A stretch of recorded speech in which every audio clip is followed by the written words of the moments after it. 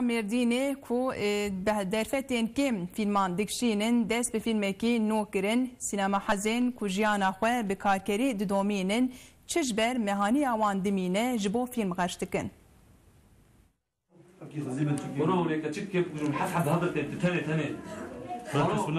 Ciwanên Qosera Mêrdînê yên sînema berwer bi daxwaza fîlm çêkirinê her û her hewl didin. Koma ciwanan akuberiya najî fîlm kişandibûn bi derfetên kêm dest bi çêkirina fîlmeke nû kirin.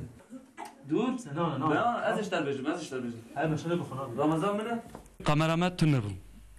Me nav hevde herkê kî çî ji wan qediya me kirî û me dest pê kir. Êk hebe ê tunebû jê bi şekilkî me hewakî me hel kir. Xwazin hem em vî fîlma li Qiziltepe giştû vekişandin. Em dixwazin hem vir bidin naskirin, hem em xwe bidin naskirin, hem peşiya xwe vekin. Görevimiz zahir ve bilimini yok etmek. Fragmana filmê li qada azadiyê ya Qoserê hat nîşandan. Böyle olmasını istiyorum. Şênî alaqayek mezin nîşanî fragmanê dan.